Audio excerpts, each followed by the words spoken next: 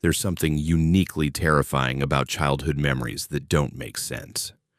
Moments that seemed normal at the time but become disturbing when viewed through adult eyes. Experiences that your parents deny ever happened. Or memories that you've spent years trying to rationalize. I've been researching Reddit's darkest corners, specifically r/paranormal, r/glitch_ in the Matrix, and r/unresolved mysteries, looking for childhood stories that couldn't be explained. What I found goes beyond typical ghost stories.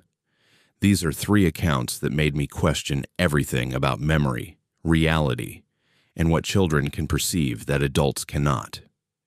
Each story has been investigated, cross-referenced with public records where possible, and in one case led to a discovery that explains why the original poster deleted their account. Let's begin. The Untold Horror Story, Proudly Presents. Story 1. The Smiling Family, in 2018 by a user who has since deleted their account. The post was titled, "I think my childhood best friend never existed." The poster, who we'll call Rachel, described a memory from when she was 7 years old. Her family had just moved to a new house in suburban Ohio. The house next door appeared empty, but one day, Rachel saw another little girl watching her from the upstairs window. Rachel waved. The girl waved back. The next day, the girl was playing in the backyard. Rachel asked her parents if she could go meet her.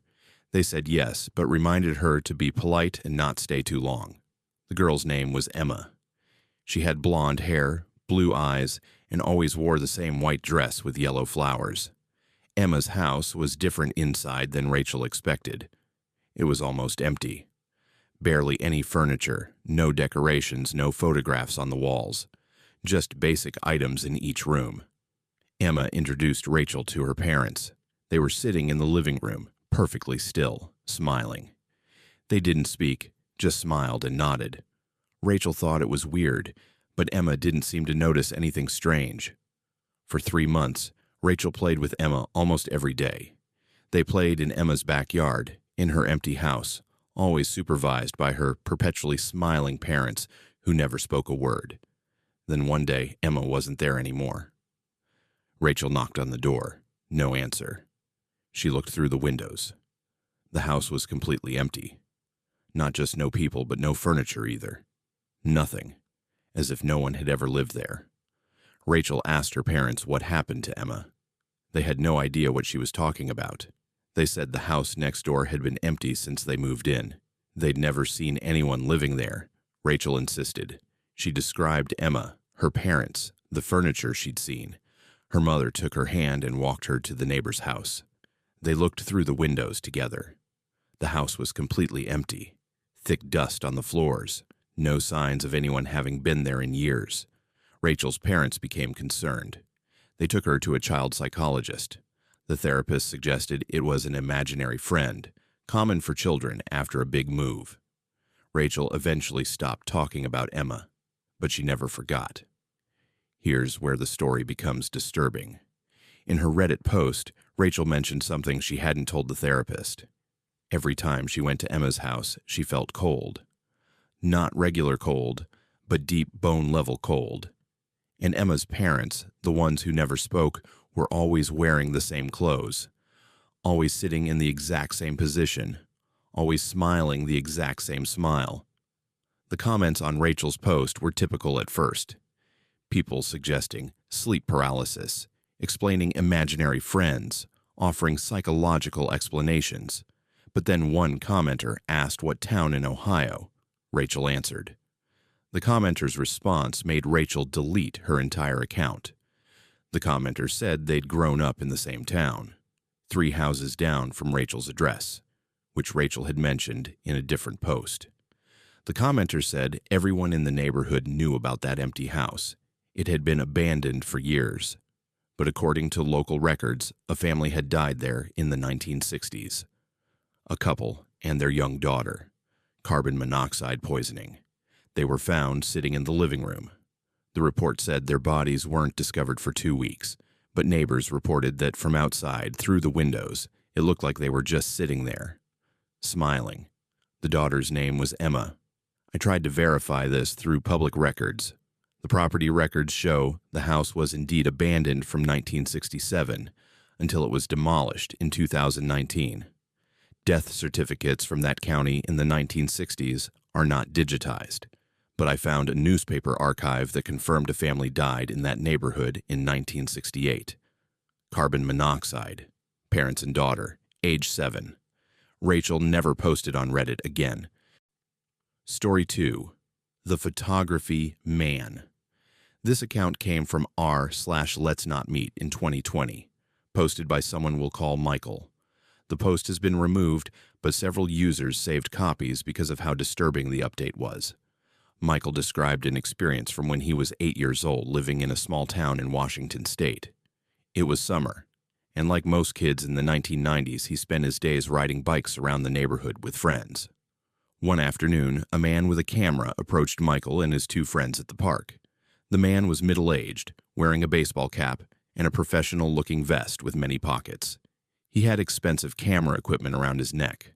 The man said he was a photographer for the local newspaper, doing a story about kids enjoying summer vacation. He asked if he could take their photos. The kids agreed. It seemed innocent. He took several photos of them playing, asked their names, asked what school they went to. Normal questions. The man came back the next day, and the day after that. Always with his camera, always taking photos. He learned the kids' routines, where they played, what time they'd be at the park. After a week, he knew their full names, their addresses, their parents' names. Michael's mother noticed the man one day. She walked over and asked who he was. The man said he was with the newspaper. Michael's mother said she'd call the newspaper to confirm. The man quickly said he had to leave and walked away fast. Michael's mother did call the newspaper. They had no photographer working on any story about children. They'd never heard of anyone matching that description. Police were called. The man was never found. The kids were told to stay away from strangers, and after a few weeks, everyone forgot about the photographer man. Except Michael didn't forget. Because 20 years later, while helping his deceased grandmother clean out her attic, he found something that made him physically ill. A box of photographs, professional quality, developed in a darkroom. Photos of children, dozens of them. Different kids, different locations, spanning what looked like decades based on the clothing and photo quality. And among those photos, Michael found himself. Multiple pictures from that summer. Him and his friends at the park. But there were more photos of him. Photos he didn't remember being taken. Photos of him in his backyard. Photos of him through his bedroom window. Photos of him walking to school. Michael's grandmother lived 3 states away. They'd only visited her a few times. She'd never been to Washington. So how did these photos end up in her attic? Michael looked at the other photos in the box more carefully. He recognized some of the locations, parks in his hometown, streets he'd grown up on. And he noticed something else. Many of the photos had dates written on the back. They spanned from 1971 to 2003. Michael contacted police with the photos. They opened an investigation. What they found was horrifying. Several of the children in the photos were identified as missing persons from that region. Cases spanning 3 decades. The photos, in some instances, were the last known images of those children. The investigation is ongoing. The photographer was never identified. Michael's grandmother had died by the time he found the photos, so there was no way to ask how the box ended up in her attic. But Michael did learn one thing from a distant cousin at his grandmother's funeral. His grandmother had a brother, a photographer. He'd moved away in the 1970s, and the family lost contact. No one knew what happened to him. The cousin showed Michael an old family photo from the 1960s. Michael recognized the man immediately. It was the photographer from the park, his grandmother's brother, his great-uncle, a man who had been taking photos of children for over 30 years, a man whose basement, when finally located and searched by police, contained not just photos, but something far worse that I cannot describe in this video. Michael's Reddit account was deleted by his lawyer's advice due to the ongoing investigation. The case remains open. Story 3. The Staircase Game. This final story is from r/glitch_ in the Matrix, posted in 2019. It's been saved and reposted multiple times because of how many people reported similar experiences in the comments. The original poster, who we'll call Sarah, described something she and her sister used to do as children. They called it the staircase game, though she doesn't remember who taught it to them or how they learned the rules. The game was simple. At night, after their parents went to bed, they would sit at the top of the staircase in their house. They would count backwards from 100. When they reached 0, they had to close their eyes and walk down the stairs without opening them. The game had 3 rules. You had to count slowly, 1 number per second. You couldn't open your eyes until you reached the bottom. If you heard your name, you had to stop immediately, open your eyes, and go back upstairs. Sarah and her sister played this game dozens of times over the course of 2 years, between ages 7 and 9. Most of the time, nothing happened. They'd walk down the stairs, reach the bottom, open their eyes, and that was it. But sometimes, things were different. Sometimes, when they reached the bottom and opened their eyes, the house looked wrong. Furniture would be in different positions. The pictures on the walls would be of different people. Once, Sarah said, the front door was on the wrong side of the room, but the strangest times were when they heard their names. The rule was, if you heard your name, you had to stop and open your eyes immediately.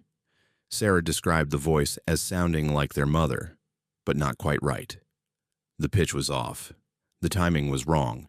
Whenever they heard their names and opened their eyes, they would be in the wrong place. Once, Sarah opened her eyes to find herself standing in the kitchen, even though she'd only made it 3 steps down the stairs. Another time, her sister opened her eyes and was in the basement, a place they'd never go at night. The worst time was the last time they played. Sarah was walking down the stairs, eyes closed when she heard her name, but this time the voice wasn't coming from downstairs. It was coming from behind her, from the top of the stairs, from where her sister was sitting. Sarah opened her eyes. She was standing at the bottom of the stairs, but when she looked up, her sister wasn't at the top. The top of the staircase was gone.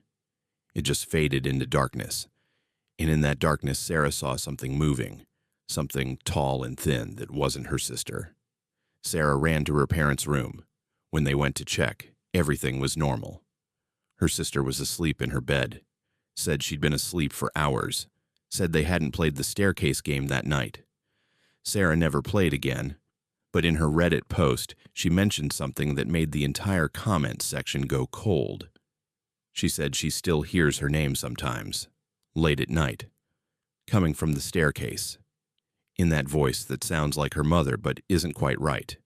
And sometimes, when she looks at the staircase, the top step seems farther away than it should be. The comments on Sarah's post exploded. Dozens of people said they'd played similar games as children. Staircase counting games, closet games, games with rules that nobody remembered learning. Games that changed their houses, if only for a moment. One commenter, a child psychologist, offered an explanation about childhood games and perception.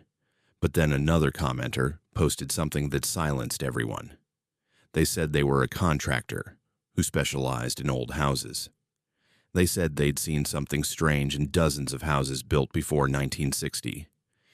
Hidden rooms at the top of staircases. Small spaces that weren't on the blueprints. Spaces that could only be accessed by removing certain stairs. And in those hidden rooms, they often found things. Children's toys, small clothes, and marks on the walls. Counting marks. Always counting down from 100. Sarah's house was built in 1954. Research notes. Story 1. Property records for the Ohio address confirmed. House demolished 2019. Death certificates from 1968 not fully accessible. Local newspaper archive confirms family death by carbon monoxide. Story 2. Case remains open. Details cannot be fully disclosed due to ongoing investigation. verified through law enforcement contact. Story 3. Multiple similar accounts found across Reddit and other forums. Architectural historian confirmed hidden room phenomenon in pre-1960 homes. All original posts deleted or removed. Archives available through PushShift and Wayback Machine.